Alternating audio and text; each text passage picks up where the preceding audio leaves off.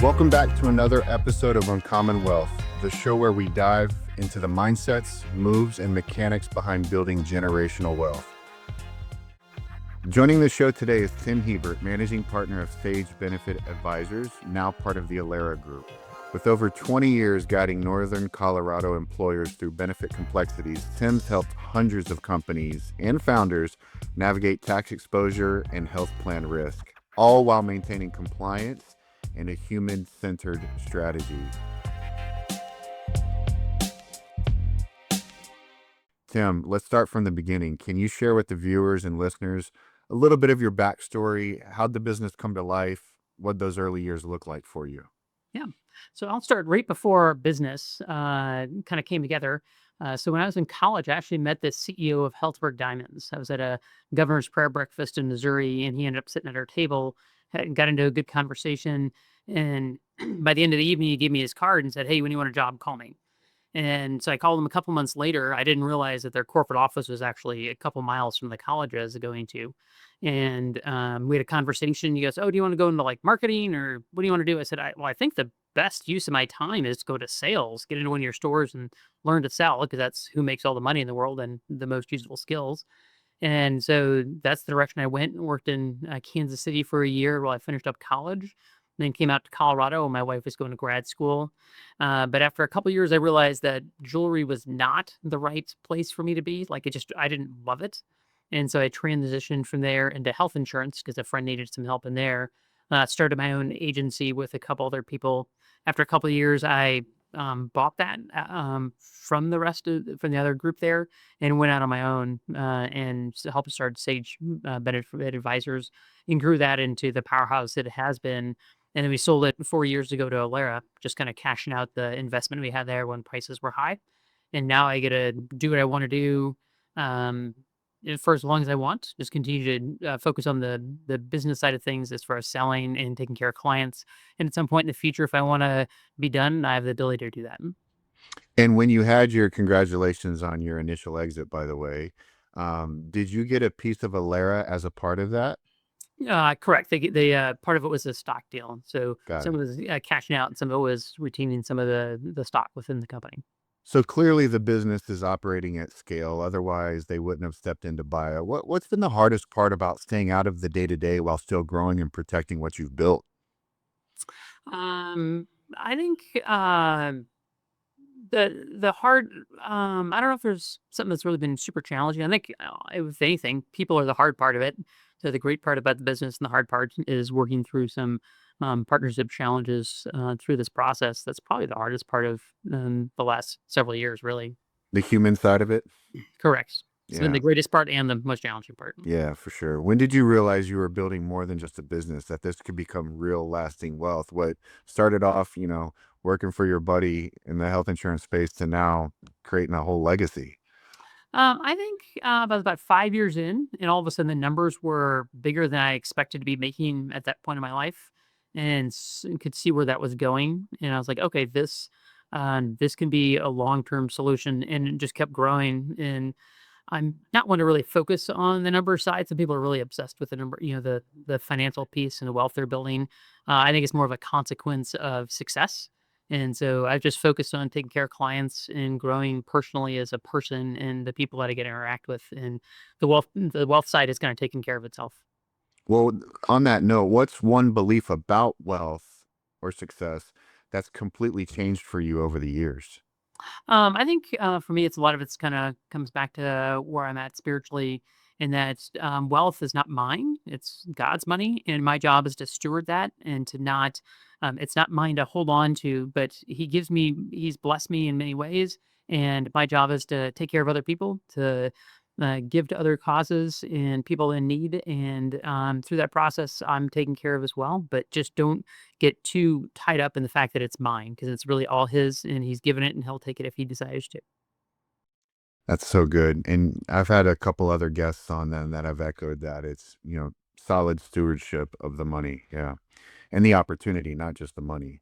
Mhm. What's one thing that you've put in place to protect what you've built, whether personally or inside the business?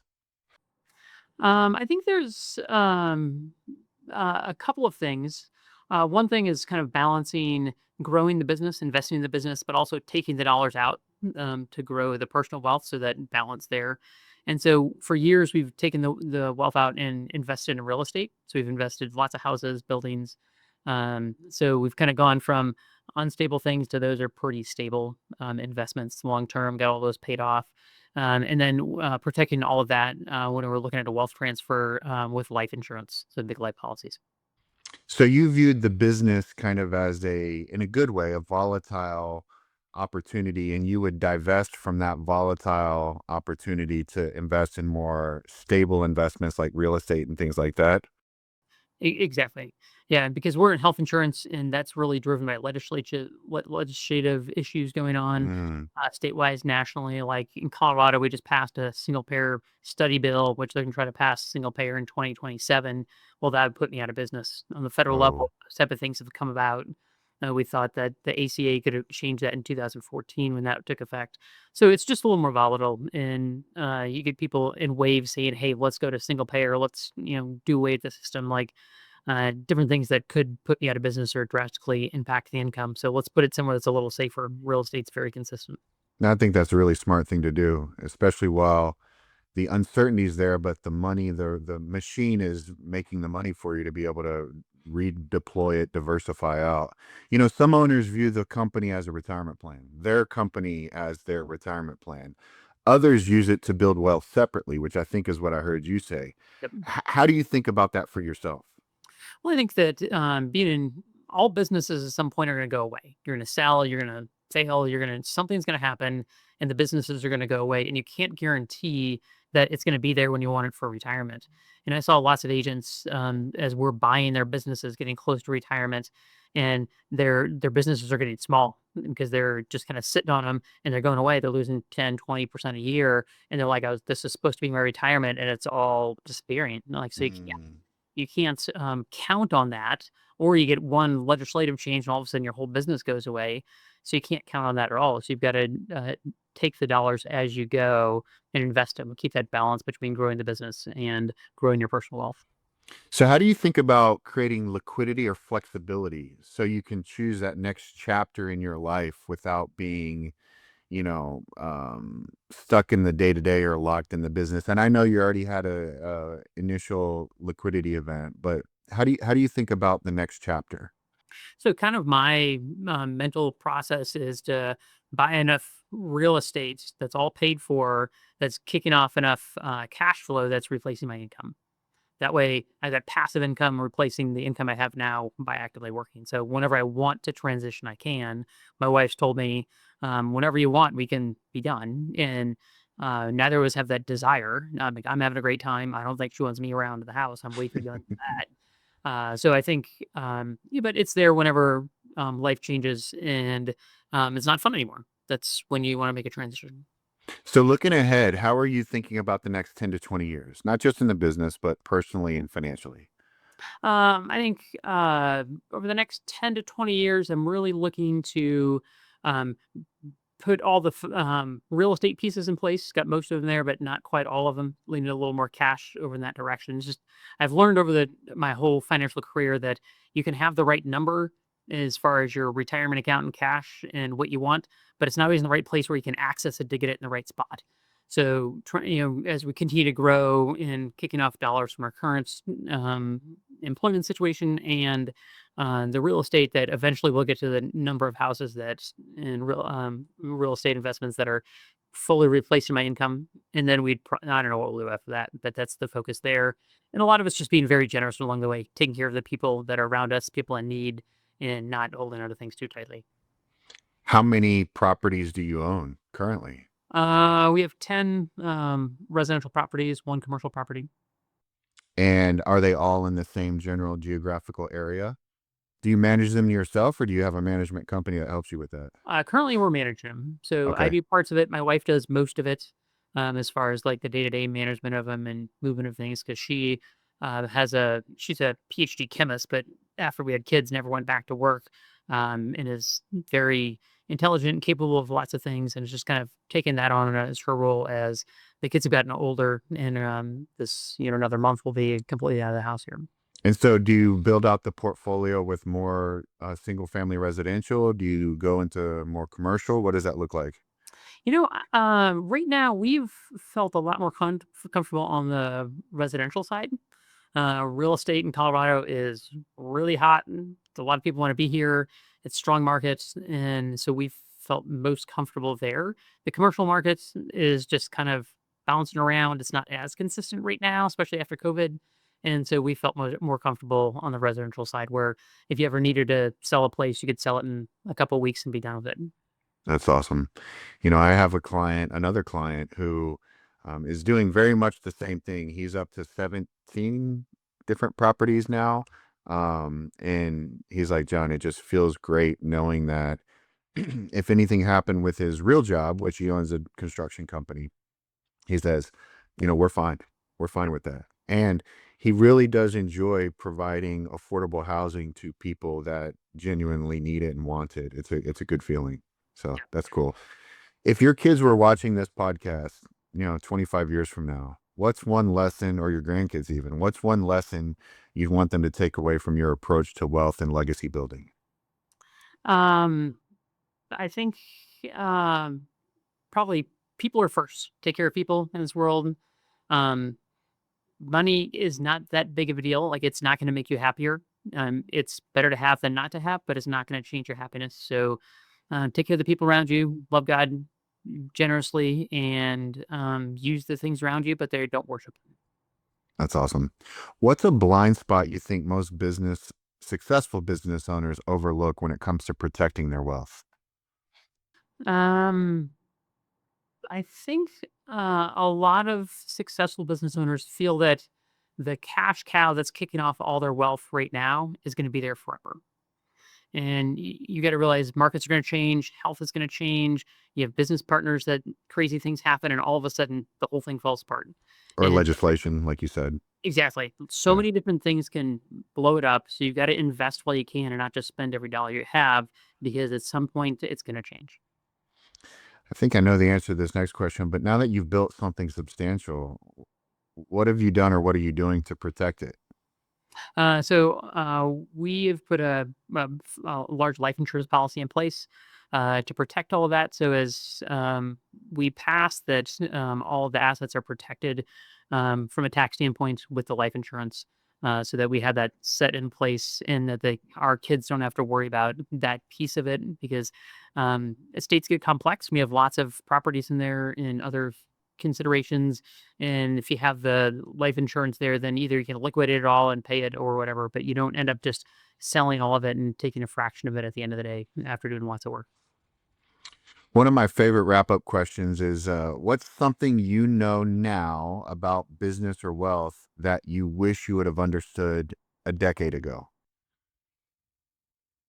A decade ago, 2 decades ago would have been easy. Yeah, 2 decades ago, I would have said that uh, the solution is to get rich slow.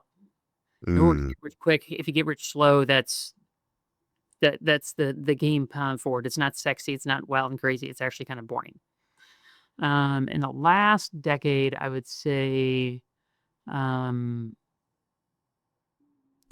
maybe that things are gonna change, and they're not consistent, and make conservative, wise decisions along the way, and you have to adapt to what the market is doing. What you're doing today may not be successful in 5 years, and vice versa. 10 years ago, no, more closer to probably 20 years ago, I read a book called Who Moved My Cheese. Hmm. Have you read that? I've seen it. I don't think I've read Okay. the whole thing. But the concept is very much what you're saying is, be adaptive to change, be accepting to change. Don't try to, keep what you've got because everything's changing around you. It's just going to pass you by. So I really like what you're saying. So let's do a lightning round real Hmm. quick. So I'm going to ask you a few questions. I want your quickest, shortest answer off the top of your head if you can without too much thought. Um, Book that changed how you view business or wealth. The Millionaire Next Door, Nice. It's a good one. and the whole Best series. investment you ever made, money or otherwise? Best investment I made. Marrying the wife that I married. Good decision. What's the best piece of advice you've ever ignored and been glad you did? Ooh. Um, I don't know if I have an answer to that one. Okay. Yeah, Pass. I'd have to think about that one for a long time. All right. We'll think about it. We'll talk about it another time. Mhm. What's a financial decision you've made that felt risky but paid off? When I quit the jewelry business and started my business. Two more. What's one thing most people misunderstand about success? Um, they think it's about money, but it's about growing as a person. Ooh, that's good. All right, last one. What's your guilty pleasure splurge? Big splurge for me is I don't do a lot of sweets, but I really like carrot cake. There you go. Can't argue with carrot cake. Tim, your combination of your industry experience, obviously with building Sage Benefit Advisors up to the exit strategy that it had, um, being intentional with how you are, mission driven. It's refreshing. Thank you for sharing both your strategy and mindset around legacy and protection. Anything else you want to add or share with the listeners before we part? I'll throw out one other thing that several years ago, when I realized that I was going to be able to retire early if I wanted to and not have to worry about finances, I said, "What do I want to do if I don't have to be earning money?" And so I said to be coaching kids and growing the next generation. And so with that, I started coaching. Started with soccer because my kids were playing, which oddly moved into cross country. I'm a competitive runner and have grown the largest cross country team in the state of Colorado. I had 180 kids on our team last year, looking like we're going to be at a similar number this year. Won a state title, which completely doesn't matter. But what I really do is I'm investing in kids, growing kids, which has led to me teaching leadership classes for them all summer. I got kids, probably about 30 kids in my house tonight. They're coming to learn about. Tonight we're talking about mattering and purpose in life, going through the 21 laws of leadership and just growing these kids that are future leaders so they're going to be the next generation and just having changing their life permanently. So that's really what I'd love to do. I'm a passion of it. And by having this success I've had elsewhere in life, it's allowed me to do this. What a great passion to have. And I think what we can do is take that little piece at the end and we'll put that into something that you can put on your LinkedIn page or your Facebook page or something like that, so you can send out, because that's the passion that everything else you've done leads up to your ability to do that. And Exactly. that's amazing. It's amazing. Thanks for your time today, Tim. Appreciate it. Not a problem. Anything else? Let me know. No, always. Yep. Appreciate it. Thanks, guys. Thank you.